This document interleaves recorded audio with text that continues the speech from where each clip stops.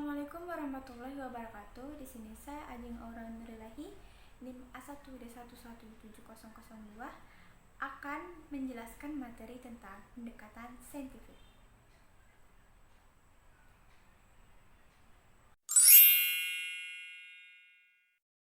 Pendekatan saintifik adalah model pembelajaran yang menggunakan kaidah-kaidah keilmuan yang memuat serangkaian aktivitas pengumpulan data melalui observasi, menanya, eksperimen, mengolah informasi atau data, kemudian mengkomunikasikannya. Berdasarkan teori Piaget, menyatakan bahwa belajar berkaitan dengan pembentukan dan perkembangan skema. Skema adalah suatu struktur mental atau struktur kognitif yang dengannya seseorang secara intelektual beradaptasi dan mengkoordinasi lingkungan sekitarnya.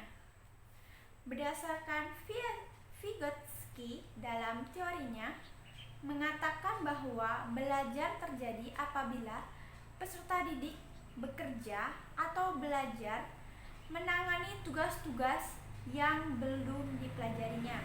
Namun, tugas-tugas itu masih berada dalam jangkauan kemampuan atau tugas itu berada dalam zona proximal development atau daerah terletak antara tingkat perkembangan anak saat ini yang didefinisikan sebagai kemampuan pemecahan masalah di bawah bimbingan orang dewasa atau teman sebaya yang lebih mampu.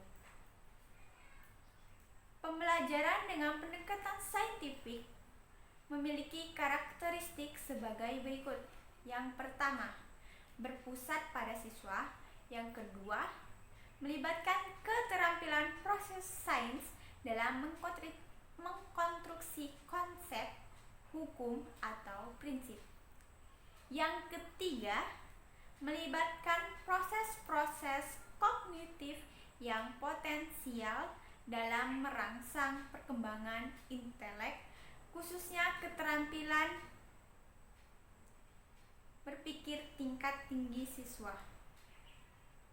Yang keempat, dapat mengembangkan karakteristik siswa.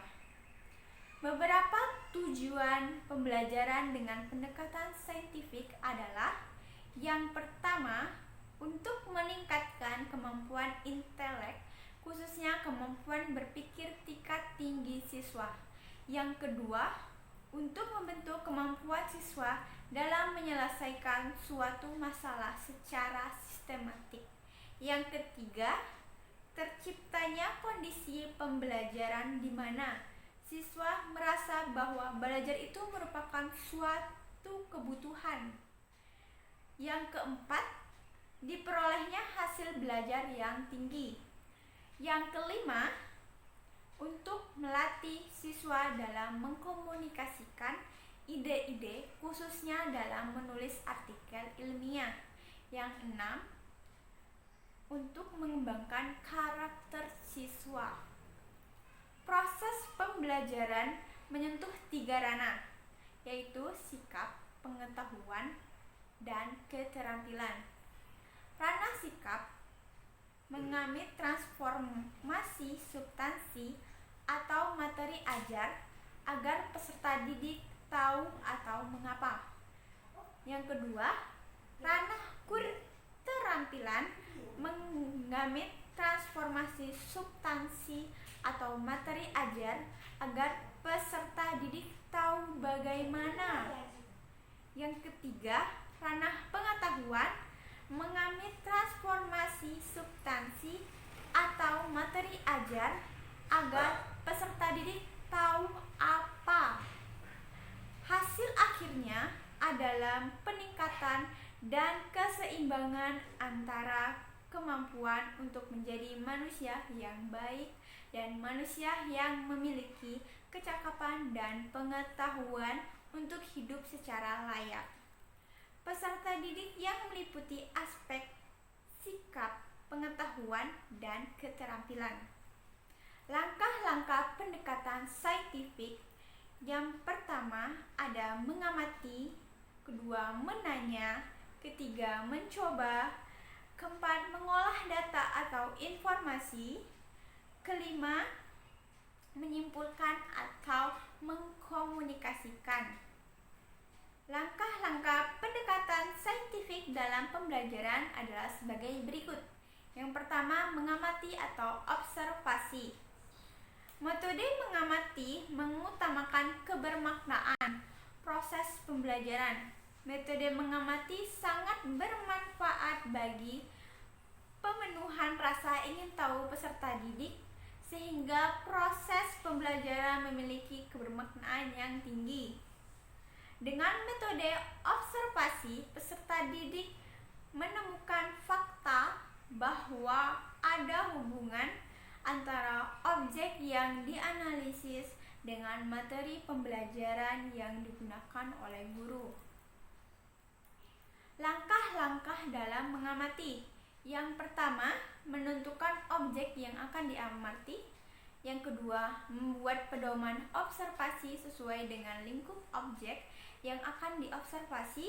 Yang ketiga, menentukan secara jelas data-data apa yang diperlukan dalam observasi, baik primer maupun sekunder. Kemudian yang keempat, ada menentukan di mana tempat objek yang akan diobservasi. Yang kelima, menentukan secara jelas bagaimana observasi akan dilakukan untuk mengumpulkan data agar berjalan dengan lancar. Yang terakhir, menentukan cara dan melakukan pencatatan atas hasil observasi seperti menggunakan buku catatan, kamera, tape recorder, video perekam, dan alat-alat tulis lainnya. Jenis-jenis pengamatan ini ada 3. Yang pertama, observasi biasa. Yang kedua, observasi terkendali. Yang ketiga, observasi partisipatif. Yang kedua, ada menanya. Guru yang efektif mampu menginspirasi peserta didik untuk meningkatkan dan mengembangkan ranah sikap, keterampilan, dan pengetahuannya. Pada saat guru bertanya, pada saat itu pula dia membimbing atau memandu peserta didiknya belajar dengan baik. Ketika guru menjawab pertanyaan peserta didiknya, ketika itu pula dia mendorong asuhannya untuk menjadi penyimak dan pembelajar yang baik. Mengajukan pertanyaan tentang informasi yang tidak dipahami dari apa yang diamati atau pertanyaan untuk mendapatkan informasi tambahan tentang apa yang diamati. Dimulai dari pertanyaan faktual atau sampai ke pertanyaan hipotetik. Yang ketiga, ada eksperimen atau mencoba. Kegiatan ini merupakan tindak lanjut dari proses menanya untuk memperoleh hasil belajar yang otentik. Peserta didik harus mencari tahu apa yang sedang dipelajari atau melakukan percobaan, terutama untuk materi atau substansi yang sesuai.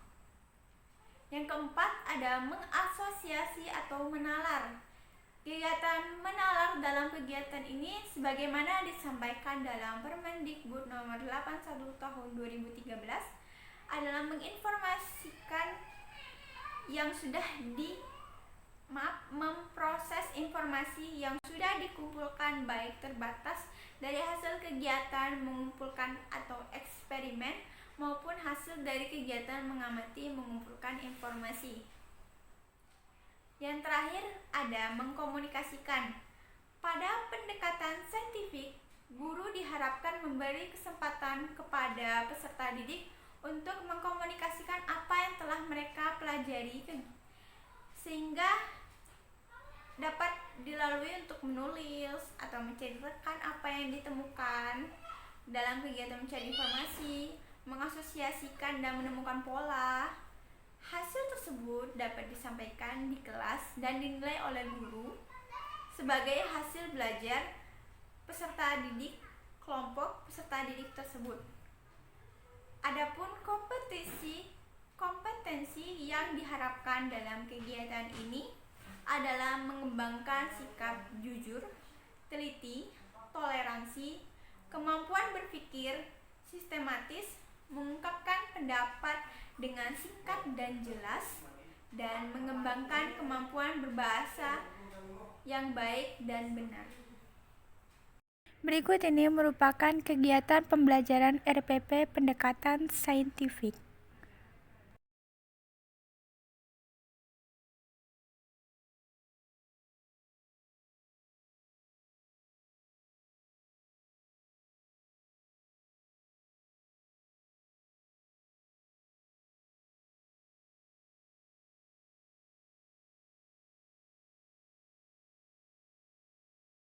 Sekian penjelasan singkat dari saya. Terima kasih. Wassalamualaikum warahmatullahi wabarakatuh.